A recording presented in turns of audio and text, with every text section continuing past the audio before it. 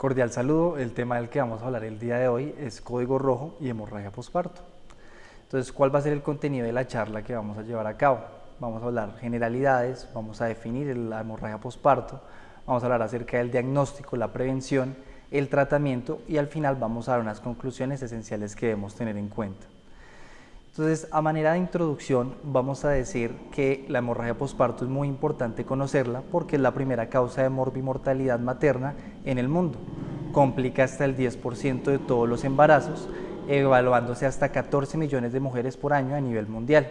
Su distribución se conoce que varía según regiones, teniendo la mayor incidencia en el continente africano, pero aparece en cualquiera de los demás y es por eso que es importante conocer acerca de este tema. Ya hablando directamente de lo que tenemos que ver con nuestro país, vemos que en las estadísticas a nivel del 2024 hemos presentado un aumento en lo que tiene que ver con hemorragia obstétrica, es decir, se han documentado más casos y en este momento se considera la primera causa de mortalidad materna este año en nuestro país por encima de los trastornos hipertensivos que eran los que estaban apareciendo anteriormente. Ya cuando evaluamos por regiones, vemos que en Antioquia principalmente han venido en disminución los casos, han pasado de 16 a 12, esto teniendo en cuenta que aún faltan meses para terminar el año.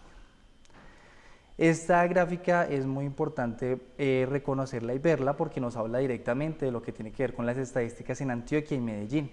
Como vemos, los casos han venido disminuyendo, pero posterior a la pandemia, es decir, al 2020, volvieron a tener un aumento.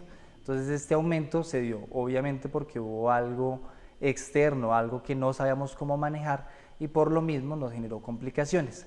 Pero la gracia es que volvamos a bajar estos índices para mejorar así nuevamente las tasas de mortalidad. Ya hablando como tal de la definición, vamos a decir que la hemorragia posparto clásicamente la hemos definido como la hemorragia de 500 cc en partos vaginales y de 1000 cc en las cesáreas que ocurren en las primeras 24 horas del parto. En esta definición no se tenían en cuenta los síntomas clínicos.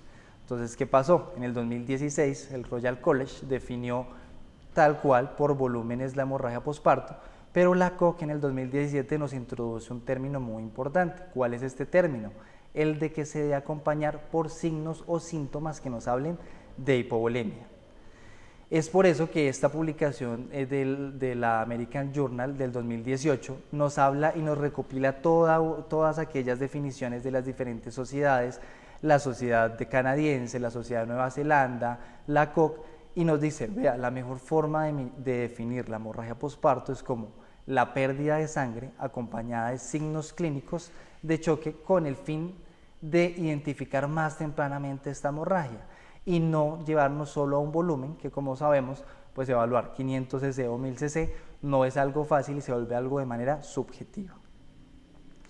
Como conocemos ampliamente la etiología del código rojo, siempre van a ser las 4 T's que debemos tener en mente: tono, trauma, tejido y trombina. ¿Cuál es la principal causa? El tono. Hasta el 70% va a ser la atonía uterina la culpable del código rojo. ¿Cuál se considera segunda? Lo que tiene que ver con trauma, por eso es importante siempre evaluar el canal cervical. En cuanto al tejido, lo principal que aparece es la retención de placenta o los restos placentarios, y la trombina, que se dividen en preexistentes y adquiridos, como las hemofilias y enfermedades de von Willebrand y demás, que pues van a ser menor al 1%. En cuanto al diagnóstico, entonces, como les decía, la definición al principio nos hablaba solamente de volúmenes. Por lo tanto, en cuanto al diagnóstico, pues al principio se trataba de buscar algo que nos hiciera un poco más objetivo la cuantificación de la pérdida sanguínea. Se hicieron múltiples estudios, acá vemos diferentes fechas, 2011, 2006, estudios más actuales en el que tratan de buscar la herramienta o las medidas para saber qué tanta pérdida de sangre se ha tenido durante un parto, pero ¿qué se ve? Que continúa siendo algo muy subjetivo. Entonces, ¿qué se dice? La medición cuantitativa no ha demostrado impacto en los resultados clínicos. ¿Por qué? Porque es algo que no solo se va a contar con sangre, sino con líquido, con lo que lavamos a las pacientes. Es por eso que aunque nos ayudamos de esta, nuevamente un punto clave, la definición se dará por los signos o síntomas clínicos. Esta gráfica, la típica imagen que siempre hemos visto, a cuánto equivale una compresa, 60 cc, si vemos toda la cama untada de sangre hablamos de una pérdida de 1000 cc, pero lo mismo, suele ser algo muy subjetivo que es difícil de cuantificar. Se han inventado estas bolsas de reservorio para evaluar que solo esté el sangrado durante el parto, pero que se ha evidenciado que en estas también va a haber líquido de las membranas, líquido con que se lava la paciente y nos dificulta aún así la medición. En cuanto al diagnóstico y clasificación, entonces ya definimos la hemorragia posparto, ya vimos cómo diagnosticarla por síntomas clínicos, pero hay que ver cómo no se nos prende el semáforo, por decirlo así, y evaluamos el choque. Entonces, empezamos con aquel que consideramos leve. Entonces, en esta clasificación, que es la histórica, evaluamos sensorio, perfusión, pulso, presión arterial y con esto vamos a definir un grado de choque. Este grado de choque se va a diferenciar en ausente, un grado de choque leve a moderado, que es el que vemos en color amarillo, y un grado de choque severo. Esta es importante tener en cuenta dos cosas. Entonces, la primera, que se debe utilizar el parámetro más alterado, es decir, tenemos una paciente que tiene un pulso de 66, es decir, normal, pero tenemos a una paciente que está con frialdad más diaforesis, ya sabemos que estamos ante un choque moderado. Y tener en cuenta que los primeros signos que se alteran en el código rojo van a ser el sensorio y la perfusión. Nosotros casi siempre nos vamos más hacia el pulso, hacia la presión arterial sistólica, pero lo que más nos va a hablar y lo que nos va a hacer despertarnos más rápido es lo que tiene que ver con sensorio y perfusión. En cuanto a la clasificación del choque, la que vimos es la histórica, pero entonces se han venido estudiando otras maneras de clasificarlo. ¿Y qué apareció? Apareció el índice de choque. El índice de choque, ¿a qué hace referencia? A la frecuencia cardíaca sobre la tensión arterial sistólica. Esta tiene una sensibilidad hasta del 75% y una especificidad del 86%. Es muy útil para predecir la necesidad de requerir transfusiones y de requerir todo lo que tiene que ver con hemoderivados. Refleja la estabilidad hemodinámica y podría ser un marcador de inestabilidad hemodinámica en casos de hemorragia posparto masiva. En esta, ¿cuál va a ser el punto de corte que nos tenemos que aprender? Punto 9. Todo lo que esté por debajo de punto 9 va a ser normal, todo lo que esté por encima de punto 9 ya vamos a clasificar el choque como leve, moderado o severo, teniendo en cuenta que si está por encima de punto 9 ya estamos ante un choque. Sí quiero que tengamos en cuenta es algo muy fácil, no nos vamos a poner a dividir esto en cada situación de parto, pero ya sabemos que si la frecuencia cardíaca está mayor que la tensión arterial sistólica ya nos va a dar un índice de choque mayor a 1 y ya eso nos va a hablar de que estamos ante una paciente que debemos actuar mucho más rápido y ponerle mucho más cuidado. Ya habiendo hablado de cómo lo clasificamos y el diagnóstico, vamos a hablar cómo se puede prevenir el código rojo. Entonces, lo primero es clasificarlo. Todas nuestras pacientes, por medio de los controles prenatales, debemos clasificarlas como bajo riesgo, riesgo medio y alto riesgo, para que en el momento en que lleguen al parto ya sepamos ante qué paciente nos vamos a enfrentar, teniendo en cuenta que las de alto riesgo, es las que más tenemos que tener en nuestra cabeza, son aquellas que tienen unas plaquetas menores a 100.000, alteraciones en la coagulación, que tienen una preeclampsia grave. En estas sabemos que, aparte de hacer todo lo que tiene que ver con el manejo activo de la tercera fase del trabajo de parto, que ya vamos a hablar, tenemos que tener hemoderivados a la mano y avisarle a nuestro equipo multidisciplinar, principalmente nuestros anestesiólogos. Entonces, ¿cómo se van a evaluar los factores de riesgo? Los factores de riesgo vamos a tener en la cabeza todo lo que nos genere sobredistensión uterina y lo que nos genere una respuesta inflamatoria aumentada en nuestra paciente en embarazo. Pero que hay que tener en cuenta, hasta el 60% de las pacientes no presentan factores de riesgo. Entonces, claro, es muy importante ver los factores de riesgo, clasificarlas como tal, pero podemos tener una paciente que no tiene ningún factor de riesgo y nos va a debutar con un código rojo. Entonces, ¿qué se ha estudiado? El manejo activo del periodo del parto, del tercer periodo del parto. Entonces, ¿con qué? El uterotónico sabemos que principalmente estamos ante la oxitocina, 10 unidades intramusculares o 10 unidades venosas, ya sean parto o cesárea. El masaje uterino, esta revisión de Cochrane nos afirmó su utilidad en lo que tiene que ver con el masaje uterino como prevención del sangrado posparto. En la tracción controlada de cordón, digamos que esta es una de las que más ha estado debatida últimamente en los estudios, ya que se ha evidenciado una relación en la tracción controlada de cordón con retención de placenta. ¿Por qué? Porque no se hace por personal que tenga la facultad o que haya tenido la práctica. Sin embargo, sabemos que la tracción controlada es algo que vemos en el día a día de nuestra práctica médica y que con muy poca cantidad de veces que se realice lo solemos hacer de una buena manera. Y el ácido tranexámico, ¿por qué se está hablando tanto del ácido tranexámico como manejo activo para prevención del código rojo? Ya sabemos que el ácido tranexámico va a ser muy importante para el tratamiento, que lo vamos a ver más adelante, pero como prevención se está hablando mucho y ya se han realizado varios estudios como este que vemos acá, donde usan el ácido tranexámico como prevención en partos por cesáreas. En este no se encontró ninguna asociación significativa.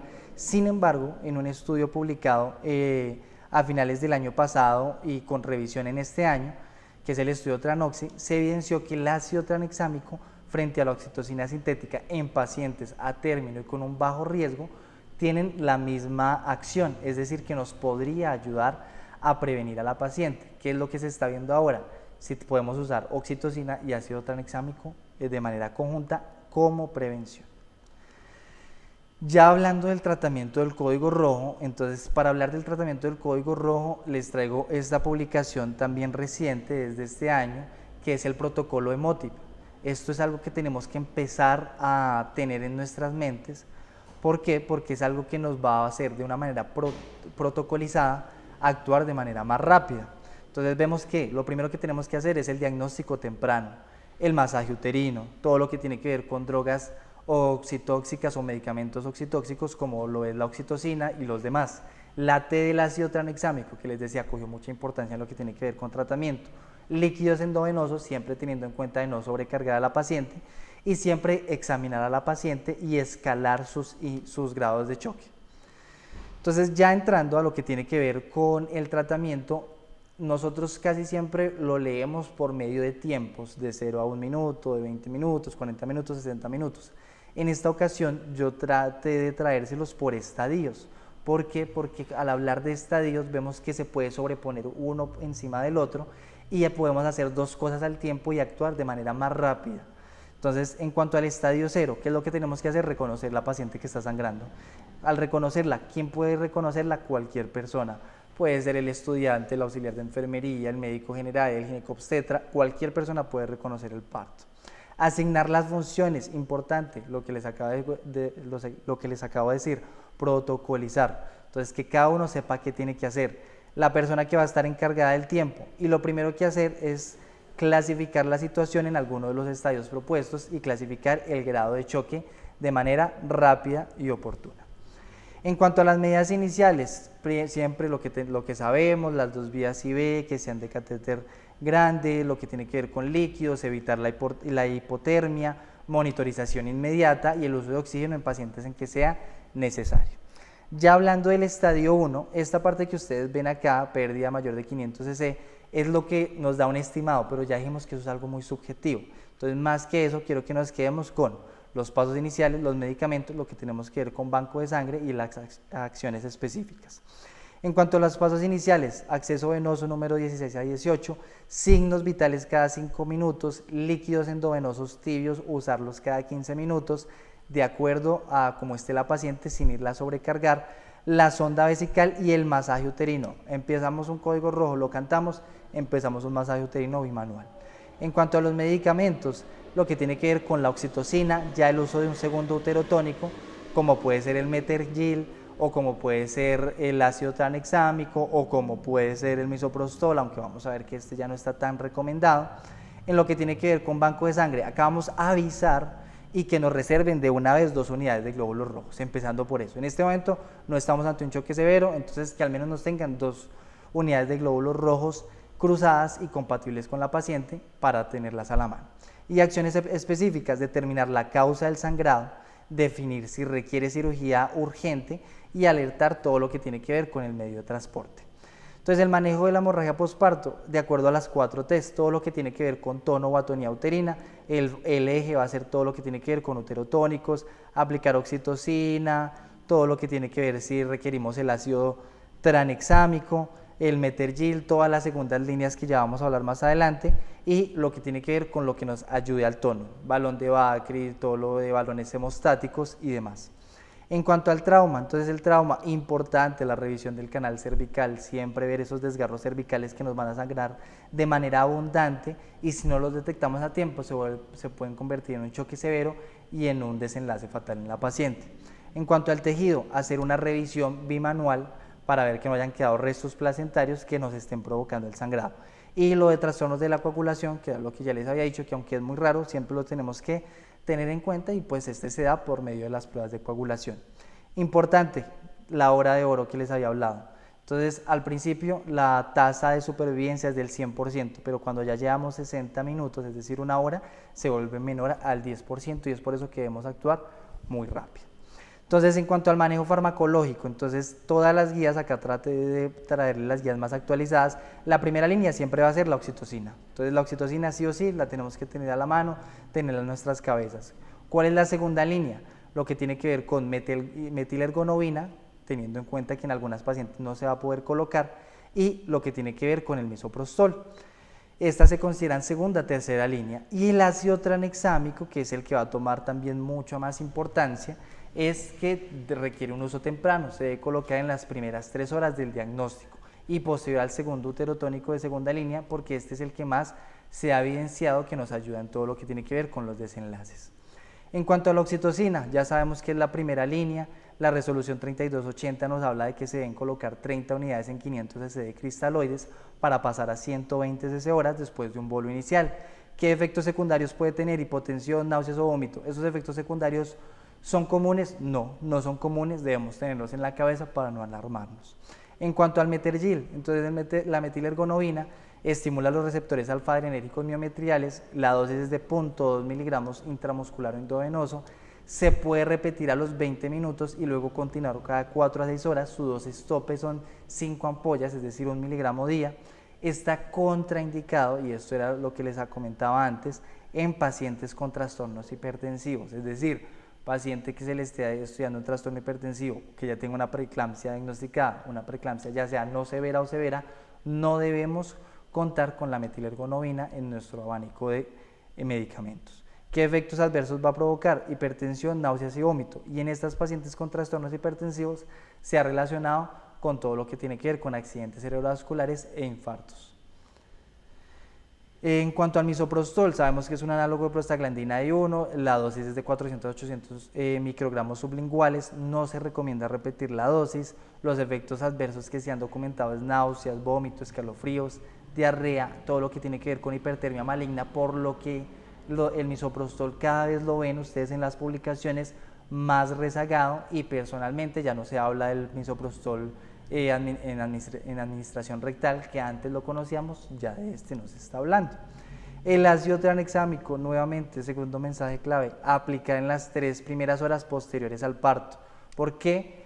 Porque este nos va a ayudar, hay un estudio que es el estudio Woman, que nos indica que reduce la muerte, es decir, tiene un impacto directo en las tasas de mortalidad, y siempre y cuando se inicie tan pronto con el sangrado, máximo 3 horas. Entonces, tenemos una paciente que está sangrando, en las primeras 3 horas colocarle el ácido tranexámico, sabiendo que esta nos va a mejorar todas las tasas de mortalidad y el desenlace de la paciente. ¿Cómo viene este? Entonces, este viene en ampollas de 500 miligramos, la dosis es de 1 gramo, es decir, 2 ampollas se debe pasar por líquidos en un tiempo de 10 minutos.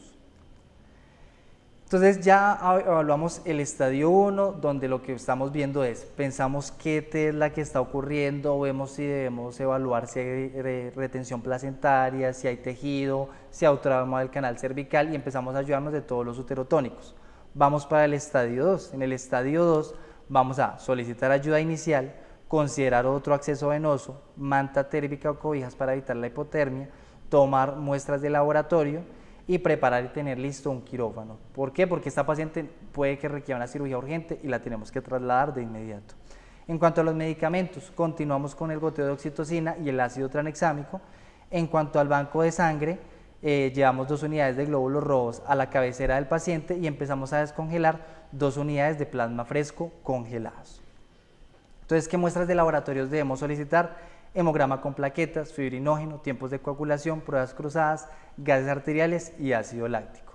En cuanto a otras medidas específicas que podemos llevar a cabo, el balón de Bakri posterior al fallo del tratamiento médico, este se requiere colocar con un antibiótico profiláctico, se debe retirar el balón en las próximas 24 horas, esto lo que nos va a mejorar es principalmente el tono. Si estamos en una paciente con cesárea o vamos a llevarla a un procedimiento quirúrgico, la sutura de Belinch, que es una sutura hemostática, funciona en casos de atonía, como complicaciones se ha descrito la necrosis isquémica uterina. El traje antichoque, entonces es un traje de compresión hecho de 5 segmentos que se ajusta en el velcro, tiene un balón grande que va hacia el abdomen y nos va a hacer es que aumente el retorno venoso y el gasto cardíaco, generando una compresión directa en arterias uterinas, aorta descendente y vasculatura del lecho mesentérico. La radiología intervencionista, otra de las medidas que se puede llevar a cabo, esta radiología intervencionista solo se realiza en pacientes hemodinámicamente estables, puede tener como complicaciones fiebre, perforación vascular, isquemia en miembros inferiores o lesiones en recto o en vejiga. Y ya pasando al estadio 3, entonces en el estadio 3 ya es una paciente que tiene un sangrado mayor a 1500, es decir, ya es una paciente que le debemos poner más cuidado, mucho más cuidado, porque ya empieza a bajar esa tasa de supervivencia. Entonces, llevar la paciente al quirófano, en cuanto a medicamentos, continuar los que ya tenemos previamente administrados, el banco de sangre, protocolo de transfusión masiva y evaluar las acciones específicas. En cuanto a la transfusión masiva, esta tablita es importante que la tengamos todos a la mano. ¿Por qué? La típica transfusión masiva consiste en 6 unidades de glóbulos rojos, 6 unidades de plasma fresco congelado y una féresis de plaquetas. Sin embargo, nosotros podemos hacer la administración de todo lo que tiene que ver con hemoderivados de acuerdo a los paraclínicos que solicitamos. Si tenemos una hemoglobina disminuida, transfundimos glóbulos rojos. Si tenemos unas plaquetas, vamos a transferir plaquetas. Si los que están alterados son los tiempos de coagulación, pues vamos a pasar unidades de plasma. Entonces esta tablita es algo que tenemos que tener muy importante para realizar la reanimación con hemoderivados de acuerdo a estos valores. ¿Qué otras cosas se han estado estudiando? El uso de gluconato de calcio y en cuanto a los líquidos, el paso de líquidos en bolos pequeños de 4 cc kilogramo para no sobrecargar la paciente y evitar ya complicaciones en cuanto a la sobrecarga de líquidos.